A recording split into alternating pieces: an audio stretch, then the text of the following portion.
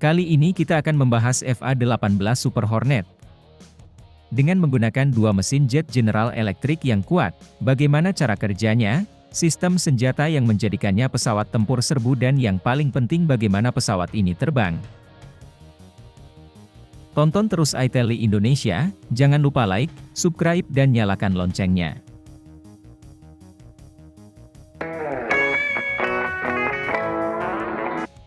FA-18 Super Hornet merupakan singkatan dari Fighter A-Tech. FA-18 Super Hornet dirancang dan dibangun oleh McDonnell Douglas, dan pertama kali terbang pada tahun 1995, setelah penggabungan McDonnell Douglas dan Boeing yang merupakan dua raksasa industri militer dunia.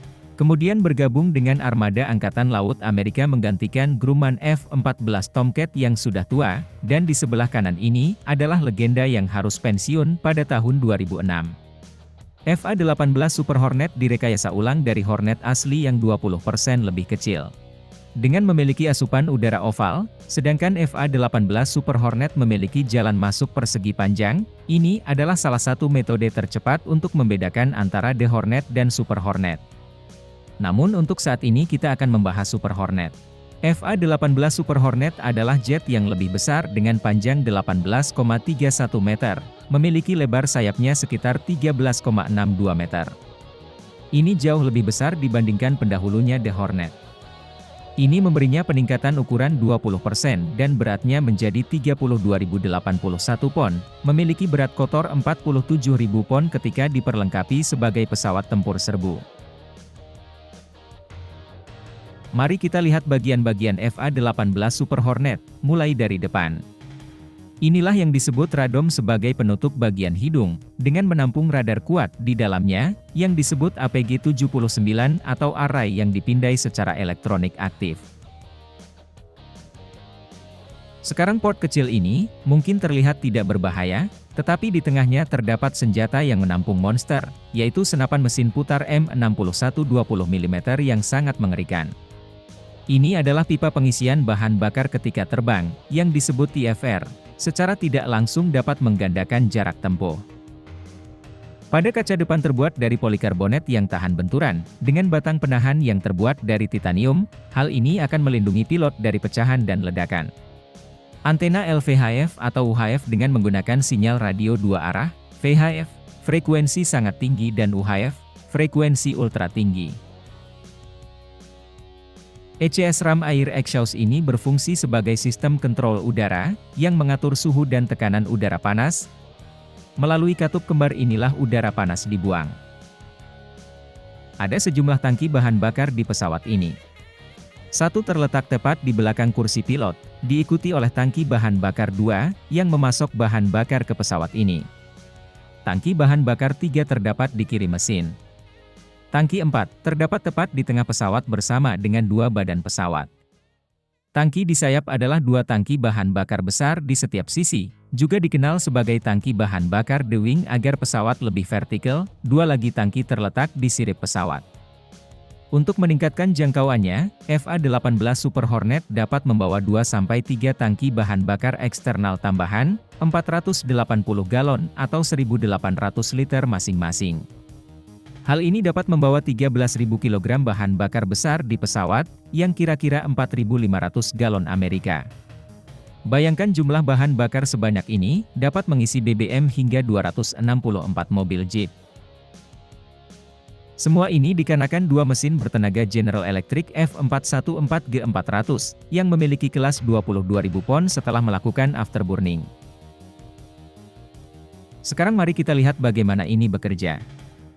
Udara masuk dari kedua sisi persegi panjang, bahan bakar disemprotkan ke bagian pipa jet, di mana ia bercampur dengan gas buang, kemudian dinyalakan dan menyebabkan pembakaran tahap kedua untuk menghemat bahan bakar jet. Afterburner hanya digunakan dalam waktu pendek selama lepas landas, mencapai ketinggian atau manuver dalam pertempuran. Nozzle kalpot terdiri dari kelopak, dan direkayasa sedemikian rupa sehingga mengurangi atau memperlebar celahnya. Ini untuk mengurangi tekanan pada mesin turbo ketika mode penuh setelah pembakaran.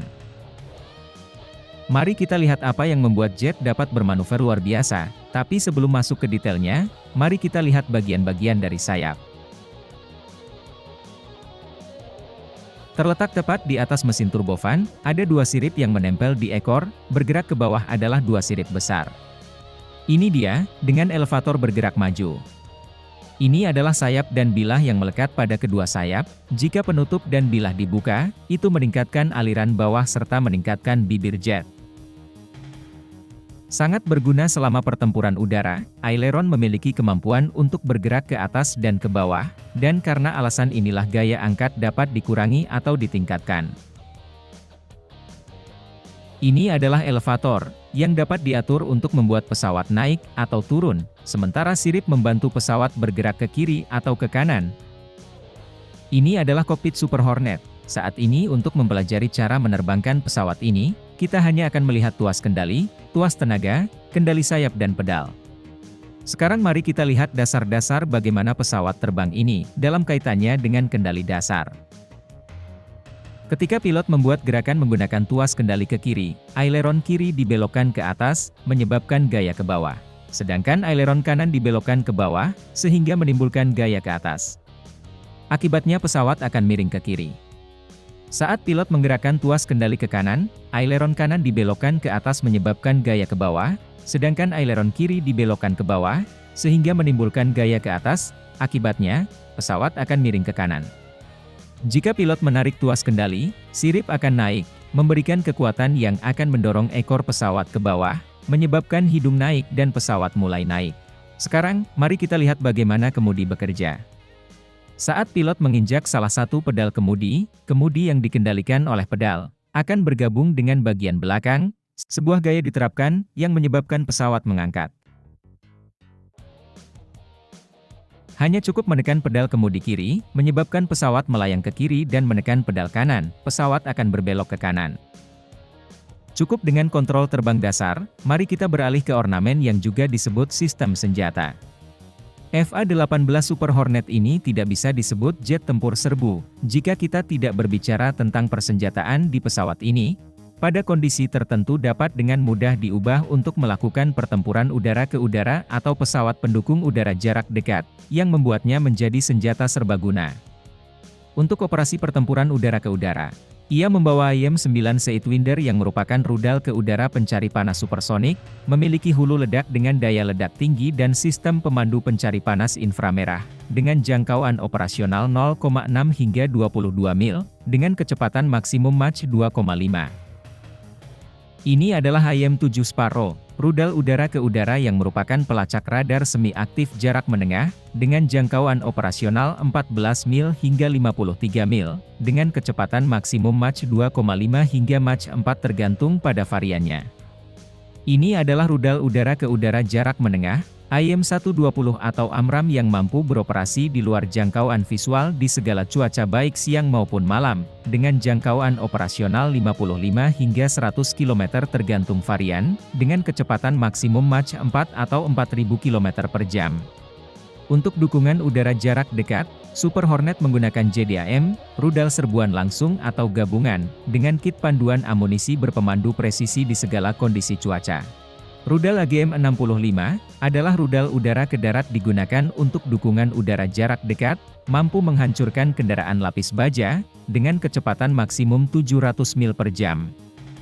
Untuk serbuan presisi jarak jauh, dengan menggunakan bom berpemandu laser GBU-12 PAVEY, yang merupakan bom berpemandu laser udara, dengan pencari laser yang dipasang di hidung dan sirip sebagai navigasi, dengan hulu ledak MK82-500 pon yang merupakan bom serbaguna. Mari kita lihat lebih dekat senapan mesin FA-18 Super Hornet, dengan M61A2 Vulcan senapan putar 6 barrel dengan peluru kaliber 20 mm, sistem putar yang digerakkan dengan hidrolik dan dioperasikan secara elektrik yang dipasang pada hidung pesawat. Pilot memiliki pilihan untuk menembak 4.000 atau 6.000 putaran per menit, senapan mesin digunakan untuk menyerang pesawat musuh dan target darat. Dengan peluru kaliber 20 mm N50 atau seri PGU, dengan jangkauan 2000 kaki atau 600 meter. Super Hornet terbaru sedang ditingkatkan ke Blok 3 serta F-18 Growler dan akan terus berkembang untuk masa yang akan datang. Hal ini terjadi dikarenakan tingginya biaya pesawat F-35. Lihat juga bagaimana pesawat tempur F-35 bekerja pada video sebelumnya. Juga nantikan video alat militer lainnya. Sampai jumpa.